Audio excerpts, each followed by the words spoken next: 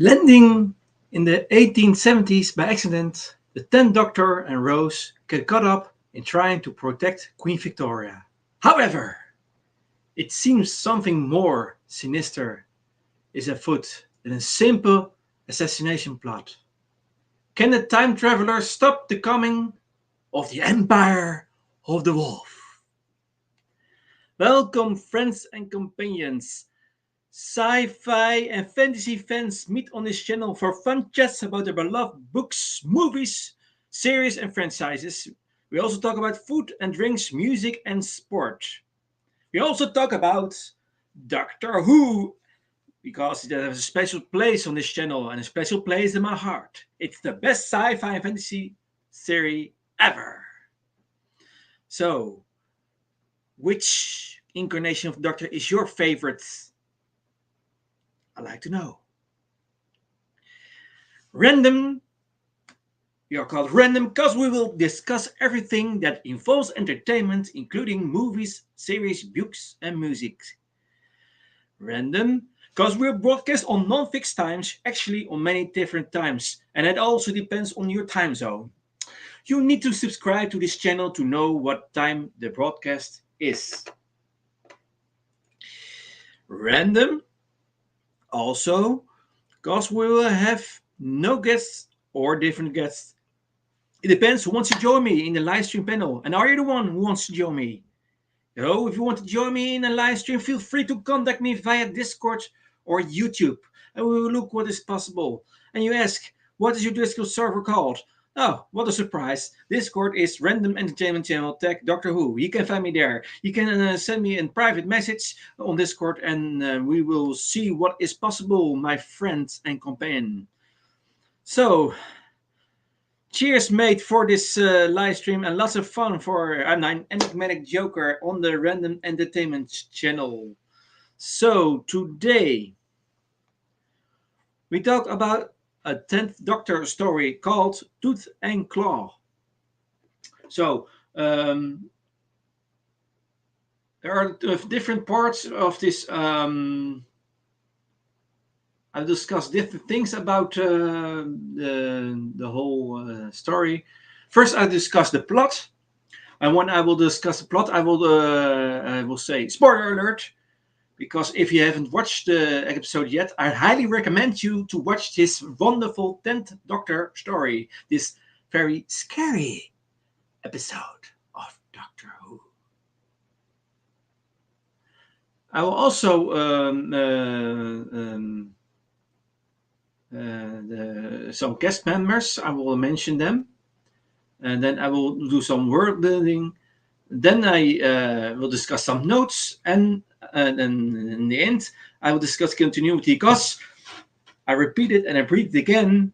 Doctor Who is always every story you can put in some context, and the charm of the show is the logic or the non-logic. And we all have our favorite stories, and so every story is put into context. You can put in the context of the arc. You can put it in context of the whole series or season, and you could put it in context in the whole era of an incarnation of the Doctor, and you can put it in context of all the Doctor Who star universe, because universe. Yes, so there are some connections between this episode and other episodes of references or fast forwards to other because there are also sometimes in some cases there are references to this episode we are talking about today. So I hope you enjoy this live stream. So we dive now into the plot. Spoiler alert, spoiler alert. If you haven't watched this episode, I highly recommend you to watch it. Watch it on your DVD or Blu-ray. Watch it on BBC iPlayer. Watch it on Amazon Prime. Whatever. You need to watch it, and then you can listen to the plot when I'm now discussing. So here we go. Hooded monks travel across the Scottish moors. They enter the Torchwood estate belonging to Sir Robert MacLeish. Their leader, Father Angelo, demands possession of the house. When a steward refuses, asking if wrath of God would make them comply, Angelo responds, "No." The fist of man, as he and the rest of the monks remove their cassocks, revealing orange robes. Exhibiting martial skill, they make short work of the rest of the men. They take over the house, chaining everyone they find in the cellar, including Lady Isobel MacLeish. They carry a covered cage into the cellar. When asked what is contained in it, Father Angelo uncovers the cage. Lady Isabel screams! Meanwhile, the TARDIS is traveling back through time. Inside, the 10th Doctor is trying his hardest to steer to Sheffield in 1979 so he can take Rose to see Ian Dury in concert. In the Doctor's words, 1979 was a hell of a year. China invades Vietnam, the Muppet movie, Margaret Thatcher. And so, grabbing his jacket, the Doctor also remembers 1979 is when Skylab fell to Earth with help from him, the ordeal nearly losing him his hump. So, he ushers Rose out into the 1970s. However, they are met by armed soldiers on horseback. They demand explanations for the Doctor's presence and Rose's nakedness. The Doctor realizes that they have arrived in 1879 in Scotland. Same difference. The Doctor shrugs. Using psychic paper and a Scottish accent, he convinces Captain Reynolds he is a Scottish doctor named James McCrimmon from the township of Bellamory. Rose also attempts to speak with a Scottish accent, only to be shushed by the Doctor. Unlike him, she would slip up and speak in her natural accent. Doctor claims to be disorientated due to chasing Rose for some time. When he was binding in London, it was either her or the Elephant Man. Reynolds isn't amused by the joke. So, an authoritative voice from the carriage the soldiers are escorting asks the Doctor and Rose to approach. The Doctor introduces Rose to Her Majesty, Queen Victoria, who's on her way to Balmoral Castle. When Victoria sees the psychic paper, she notes it says the Lord Provost has appointed the Doctor as a protector. It looks like the time travelers are stuck in this time period for a while. The roller carriage is traveling by road because a fallen tree has blocked the train line to Aberdeen. The two travelers accompany the carriage on to Torchwood estate, where the Queen plans to spend the night. On the way, Rose bets the Doctor 10 quid that she can get the Queen to say, "I am not amused." So, Sir Robert watches from the window, with Father Angelo disguised as a servant, reminding him to comply or see his wife devoured. Sir Robert goes to receive Victoria. Despite his hinting that all is not right, the Queen insists on staying. The estate was a favorite of her late consort, Prince Albert, who used to visit Sir Robert's father. They entered the manor, with Reynolds deploying his men to guard the estate. He also carries a small leather box inside, which he locks in a safe. In the cellar, the captive in the cage, who appears to be Hodded man, indicates the other prisoners to be silent. So, Sir Robert shows the Queen, Doctor and Rose the observatory, which contains the telescope his father designed. Doctor notices it has many prisms, more than a typical telescope, causing too much magnification for a simple stargazing. He then asks Rose if he was being rude again, which she confirms. Sir Robert says he knows little of father's eccentric work. Victoria mentions that Sir Robert's father was a polymath, equally versed in science and folklore, and that Albert was fascinated by local stories of a wolf. Before Sir Robert can tell the tale, however, Father Angelo interrupts, offering to take the guests to their room to prepare for dinner. So, while Rose searches through the wardrobes for more appropriate attire, the disguised monks serve the soldiers drugged drinks, which knock them unconscious. Rose discovers a frightened servant girl, Flora, hidden in one of the wardrobes. Flora tells Rose what has happened. Rose decides to tell the doctor. When they leave the room to find the doctor, however, they find an unconscious soldier. The pair are captured, taken to the cellar, and changed with the others. At the dinner table, Sir Robert tells the Queen, the Doctor, and Reynolds a story. For the past 300 years, livestock has been found ripped apart every full moon. Once a generation, a boy vanishes, and there are sightings of a werewolf. Ooh! In the cellar, Rose notices the caged man's alien looking eyes. She asks him what planet he is from. Amused, he tells Rose the human body he possesses was born 10 miles away, a boy stolen by the brethren. But he comes from a much further distance. Rose offers to take the alien intelligence back home, but he does not wish to leave. He shall bite Queen Victoria, migrate into her body, and begin the empire of the wolf. He says Rose has something of the wolf about her, but while she burned like the sun, all he requires is the moon. Upstairs, Sir Robert relates that his father believed the story to be fact and even claimed to have communicated with the beast and learned its purpose. However, brethren of the monastery in the glen of the St. Catherine opposed his investigations. Sir Robert asks what if the monks had turned from God and started worshipping the wolf? The doctor sees Father Angelo face the full moon through the window, chanting in Latin. The doctor questions what if the monks were with them now? The monks throw open the cellar doors and moonlight streams into the host gates, triggering a horrifying transformation. Rose realizes the other prisoners, telling them not to look, but to pull on the change.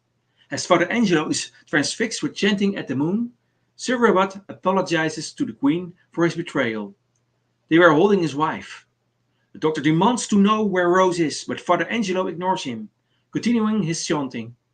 The doctor and Sir Robert rush to the cellar, leaving the Queen with Reynolds, who trains his pistol on Father Angelo, asking him what his goals are.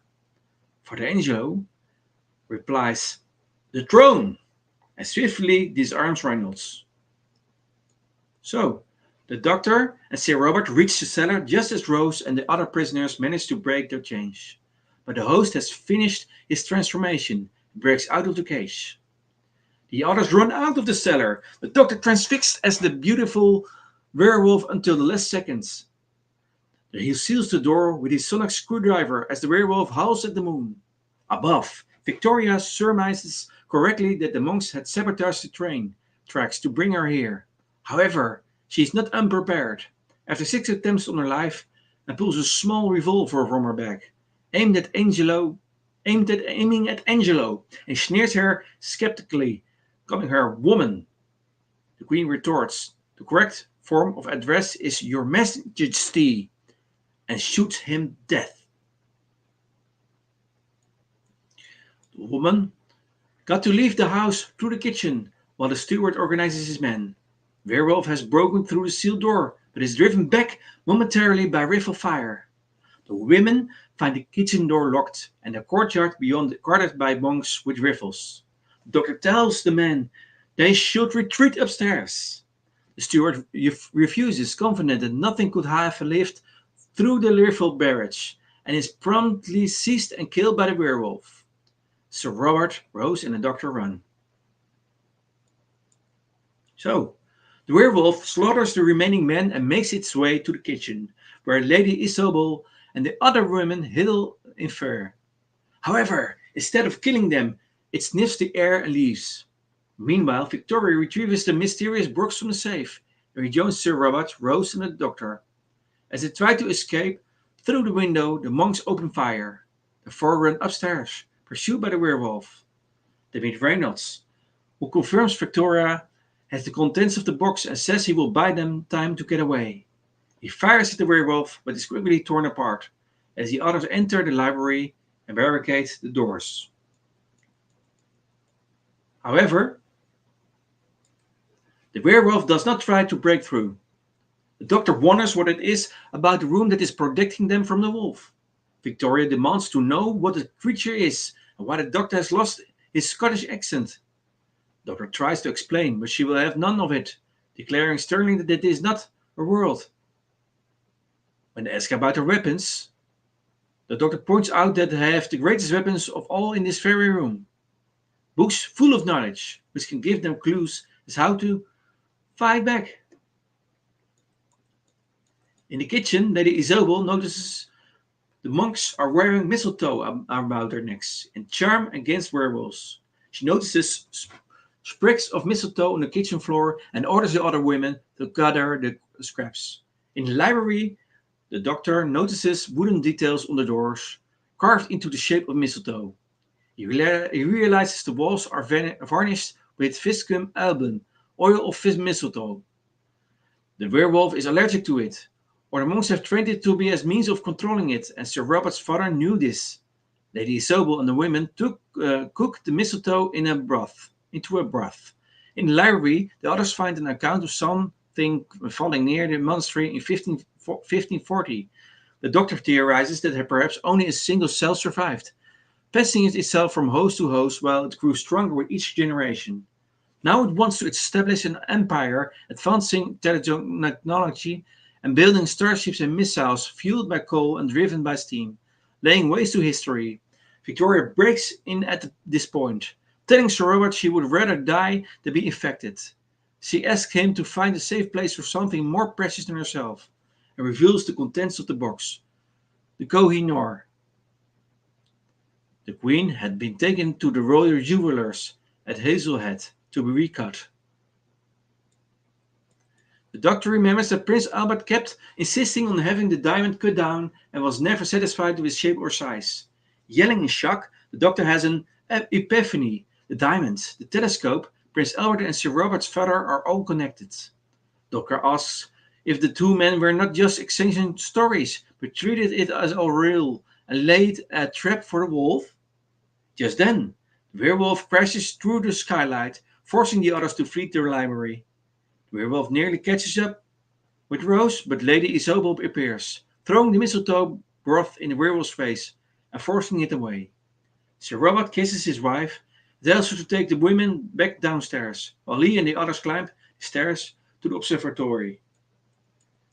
The doctor needs time. The doors to the observatory are not barred against the werewolf. Sir Robert's father intended the wolf to come in. Sir Robert offers to place himself between the werewolf and them, willing to die with honor to atone for his betrayal. He holds the werewolf off with a sword. As his screams penetrate the door, the doctor and Rose maneuver the telescope to align with the full moon. The telescope is not a telescope but a light chamber, magnifying the moon's rays. Werewolf may thrive to moonlight, but it can still drown in it. So, the werewolf crashes through the door and moves to slash at Victoria, but the doctor tosses the diamond on the floor. It catches the light, which intercepts the werewolf and suspends it in midair. The werewolf reverts to human form. The host asks the doctor to make the light brighter, to end its life, and the Lupine wavelength hemavorium, as the doctor calls it. Honoring the request of the poor boy, the doctor proceeds to do so. The werewolf form reasserts itself, howls and fades away in the moonbeam. The doctor notices Victoria's wrist is bleeding and wonders if the werewolf bit her after all. But the Queen dismisses his concern, saying it was just a splinter from the door. In the morning, Victoria dubs the two travelers Sir Doctor of Tardis and Dame Rose of the Powell estate.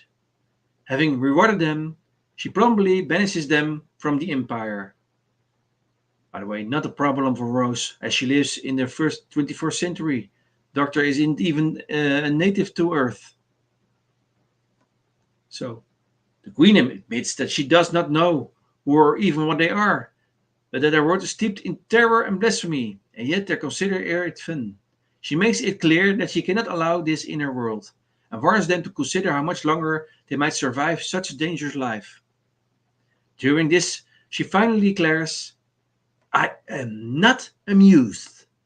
Having won her bet with the doctor, Rose cannot suppress a smirk, until Victoria adds that she is not remotely amused.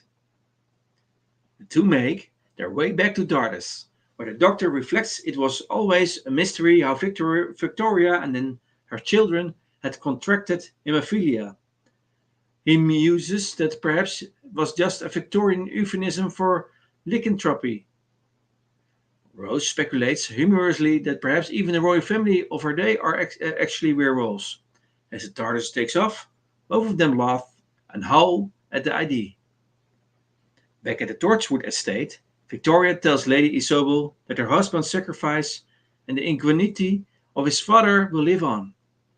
The Queen has seen Britain has enemies beyond imagination and will establish an institute to research and fight these enemies, the Torchwood Institute. If the Doctor returns, should beware because Torchwood will be waiting. So, dear friends, this was the plot. Now some general information about this episode. So,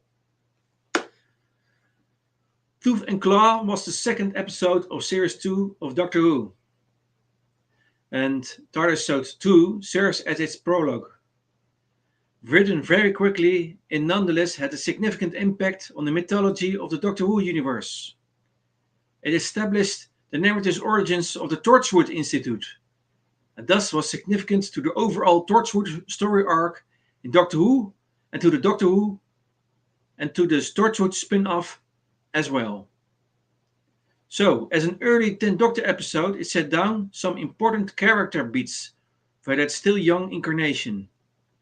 In particular, the story saw the 10th Doctor's first remembrance of his lost race, with Queen Victoria's talk of loss and death. In addition, it showed David Tennant's Doctor to be an aficionado of the 20th century pop culture. It also confirmed that this incarnation would occasionally use his tongue to identify the chemical composition of non-foodstuffs, just as he had earlier done in the Christmas Invasion. Behind the scenes, this episode was unusual in that it had a guest visual effects artist. Because the wolf was to have close-ups and animal hair was at the time particularly difficult to portray convincingly, the Mill were compelled to import a CGI hair specialist for this one adventure. So this was some general information of this episode. And we see, very important, that with this episode also Torchwood in spin-off is introduced, the background story of the Torchwood Institute. And we have a wonderful spin-off of Doctor Who, Torchwood, with 4 series. Highly recommended. And in the future, I will discuss also the episodes of the spin-off Torchwood.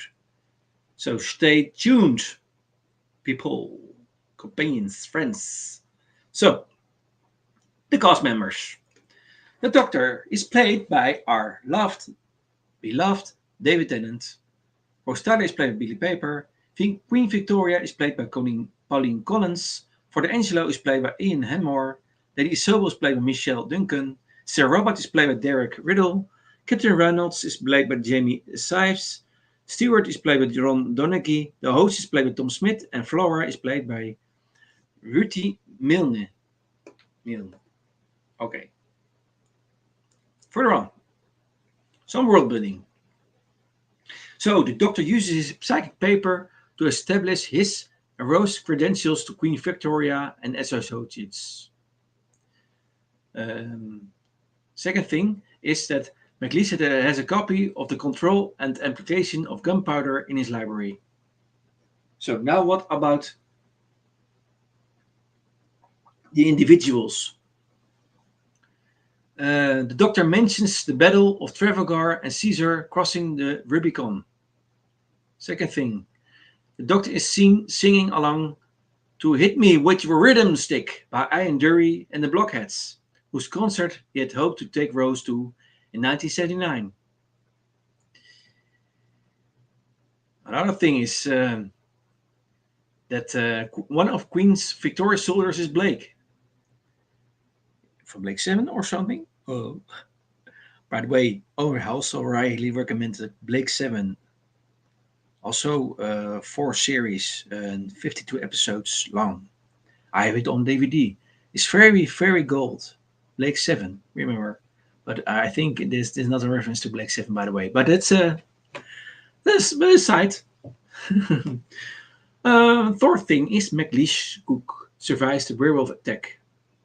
Point 5. The Doctor refers to Queen Victoria as Empress of India and Defender of the Faith. And the sixth point is King James V reigned in 1540. Another world building on locations. The McLeish home is called Torchwood House. And the second thing about locations, the Doctor pretends to be from Bellamory. So, world building about species. The young man that transforms into the werewolf is known as the host, or more accurately known as a lupine wavelength hemiphorium.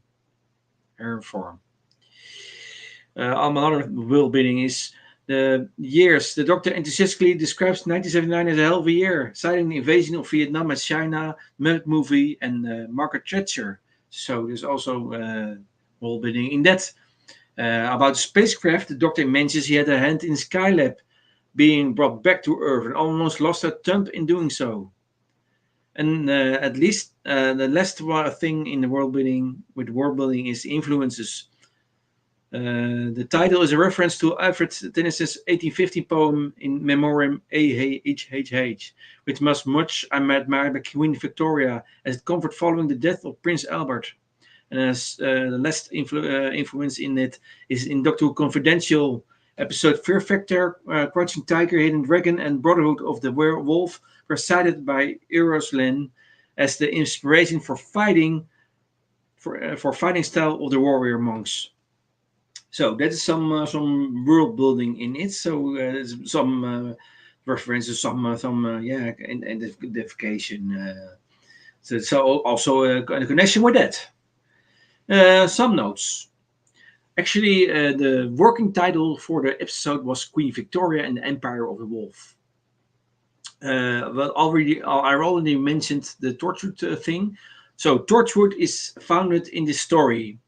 Thanks to Queen Victoria's disapproval of the Time Lord's way of life, they mistakenly mark the Doctor as a threat, despite his helping humanity.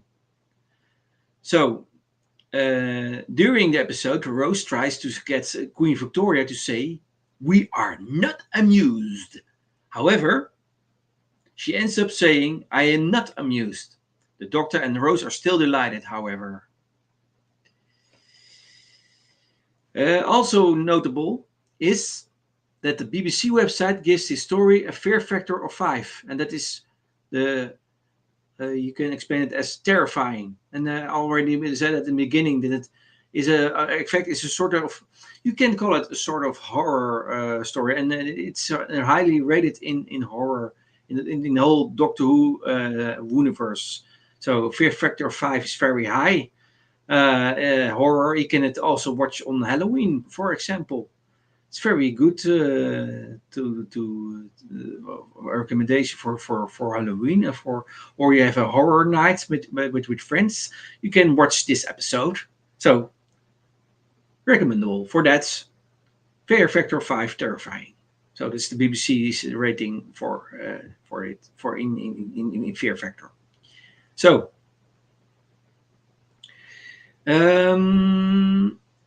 Fifth thing is that the comic story Tuvalu is also the name of a story in the Doctor Who comic strip published in Doctor Who magazine. The story ran from Doctor Who magazine 257 to 260. Was written by Alan Barnes, drawn by Martin Garrity and Robin Smith. Other point note is that David Tennant uses natural Scottish accent at various points in his episode. The only time in the series that he does so. Other thing is that the Latin phrase Father Angelo chants when staring at the full moons is lupus magnus est, lupus fortis est, lupus Deus est. This translates as follows. Translation is: the wolf is great, the wolf is strong, the wolf is God. Another thing is about Pauline Collins. So we have seen her in the past. Where then? So Pauline Collins last appeared in Doctor Who nearly 40 years earlier as Samantha Briggs in The Faceless Ones.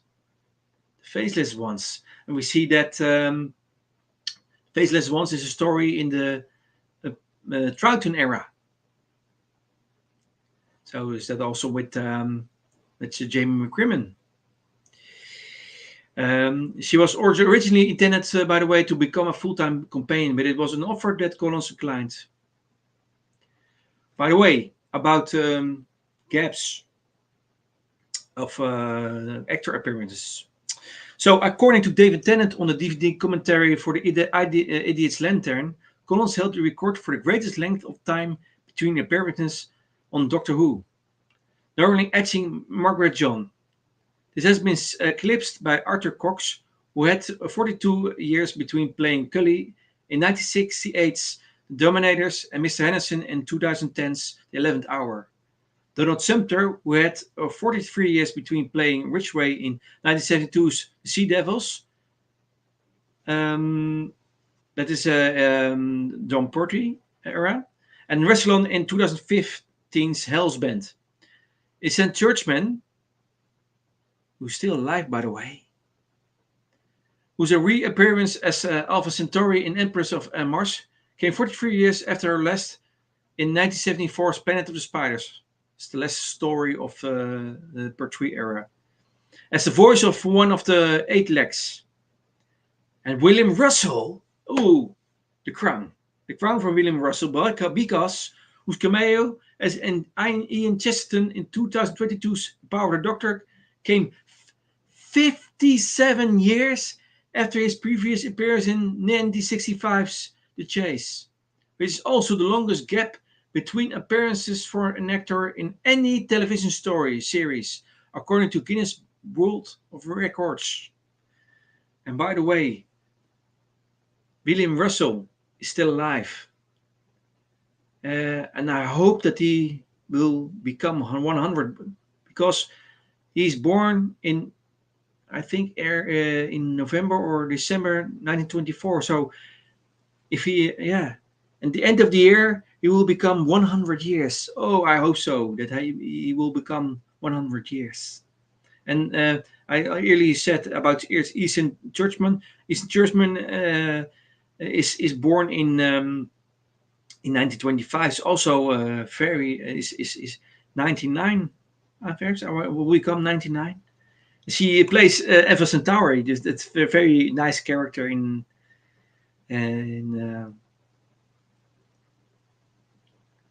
who we saw in Planet of the Spiders in the classical. Eva Centauri, very nice character, very funny character.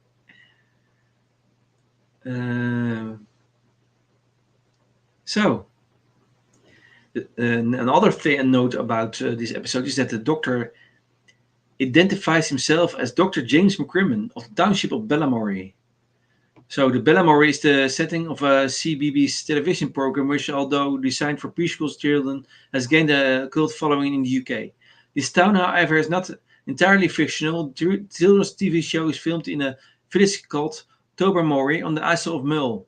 And oddly enough, Queen Victoria would usually take up residence in a town called Balmoral. And Jamie McCrimmon, of course, was a companion of the second Doctor.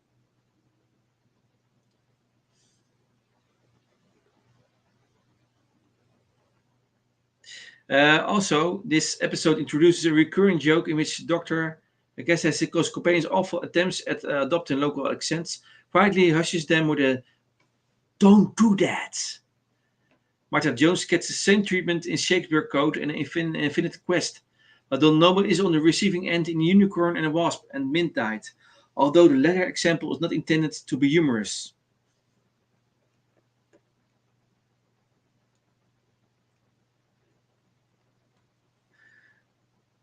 The werewolf's defeat follows an old philosophy. What doesn't kill you makes you stronger. However, what makes you stronger can also kill you.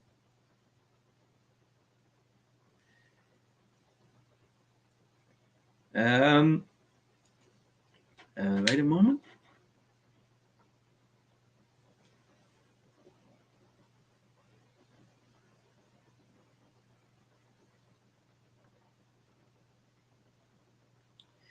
Um, okay.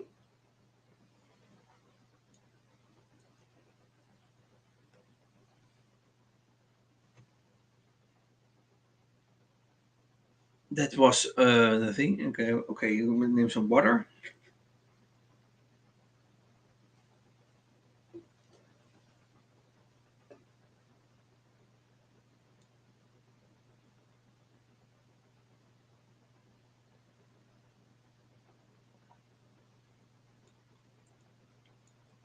Okay. The last thing about this episode is that David Tennant thoroughly enjoyed making this episode, relishing the opportunity to speak with his natural Scottish accent, though he had become too used to portraying the Doctor with English inflections that he found it difficult at times to remember to break the habit. Also, there was some consideration, by the way, to having this be the season premiere due to the production difficulties suffered by New Earth. However, there was some concern that the werewolf adventure was too dark for our season premiere. Already mentioned the high rate of fear, as well as wariness about provoking too many changes to the already troubled New Earth. So, this last thing about that.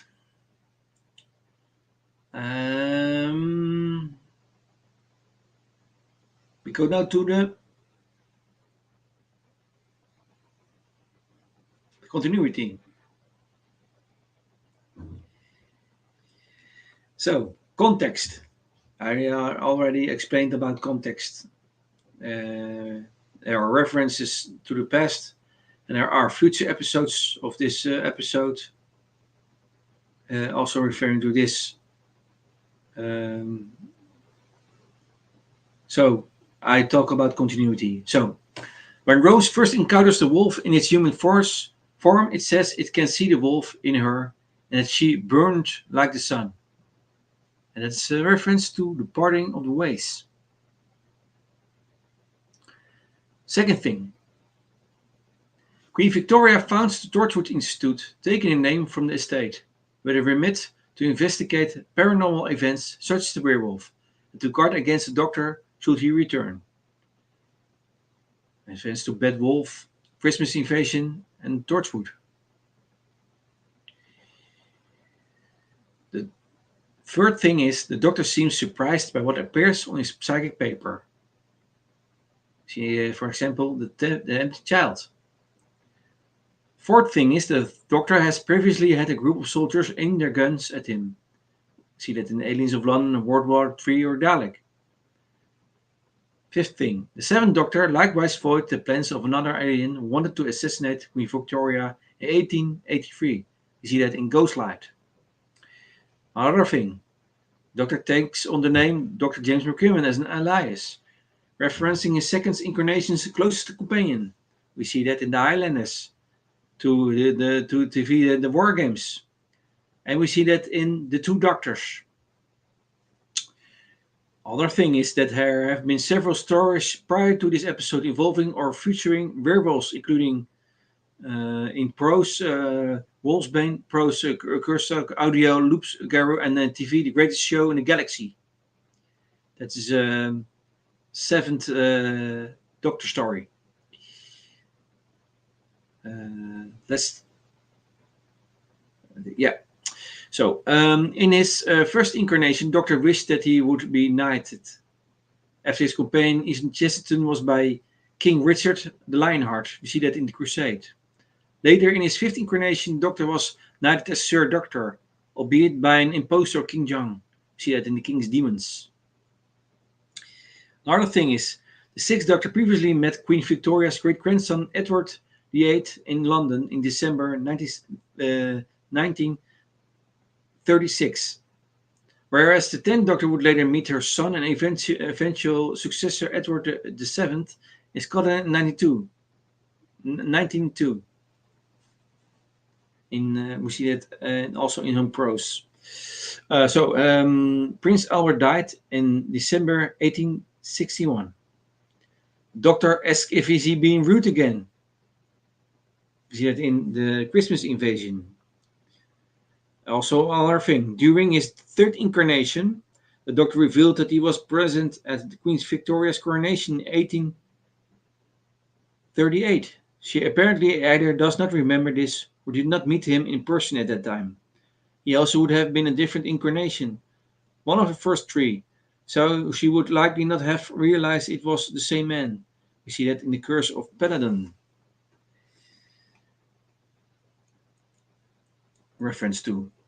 Jackie Tyler had previously said that Rose and the Doctor, then in his ninth incarnation, should be knighted for their world-saving efforts. We see it in World War III. Other thing is, Sir Robert would be among those remembered when Davros asked the Doctor, "How many have died in your name?" We see that's in a TV episode Journey's End. And last thing, Rose had previously asked Ninth Doctor flippantly if werewolves were real after their encounter with the great vampires. That is in the comic Monstrous Beauty. So, we now have discussed and tackled this episode in all its fullness. So, we discussed the plot, discussed some general info, discussed some world building in individuals, locations, species, years, spacecraft, and influences. We've also I also did talk about some notes, some things unnoticed, and talk about continuity cost. Of course, every story of Doctor Who, we must you can see that in context and in relation to previous episodes and in relation to future episodes. So that was it. I hope you enjoyed this live stream. If you have some comments, you can put your comments under this video, like it, subscribe to this channel, because I'm broadcasting on many different times. As I was saying earlier, I'm called Random Entertainment Channel because we will be broadcast on non-fixed times, actually on many different times. You need to subscribe to this channel to know what time the broadcast is. So stay tuned, subscribe to this channel, and you know what which story the next time we will discuss. And yeah, another. So in repeat, Random Entertainment Channel, because we discuss everything that involves entertainment, including movies, series, books, and music, and especially Doctor Who. Random, because we have no guests or different guests. It depends who wants to join me in the live stream panel. If you want to join me in the live stream, feel free to contact me via Discord, YouTube, and we will look what is possible. Discord is called Random Entertainment Channel, tag Doctor Who. So, dit was een 10 Doctor story, Tooth and Claw. Cheers, mate, and lots of fun. Your host, Enigmatic Joker. Yes, that's my name. Stay tuned and be ready for the next story of Doctor Who. You will see which time that will be. And for now, have a nice week, because tomorrow is Monday. Start for most of us, that is the start of your school or work week. So have a nice week, have much success, and watch Doctor Who, because when you watch Doctor Who, what they say, an apple a day keeps the doctor away, but that's not all. Actually not so the thing. If we watch Doctor Who, we will be very, very, very encouraged. You will learn some things. You dive into the adventure of the Doctor. and you have lots of fun. And okay, oh, before that, also, I already mentioned it in one of the previous live streams. If you're going to watch TV, DVD, or something, or streaming, watch a Doctor Who episode, then watch, for example, Star Trek, Star Wars, or other Marvel, or other things, and end with Doctor Who episode. So what you are watching doesn't matter. You have a fan, you are a fan of something, but first watch Doctor Who, then you watch your favorite show, and then you end with Doctor Who. So that is my advice for you. So now I'm really done with, or I am, yeah, I will end my talk now. So again, have a nice week. Have very much success. Stay healthy. Take care. And watch Doctor Who. Bye bye. Your host, Enigmatic Joker, says goodbye. See you again. Hoo hoo hoo. Ha ha. Yeah.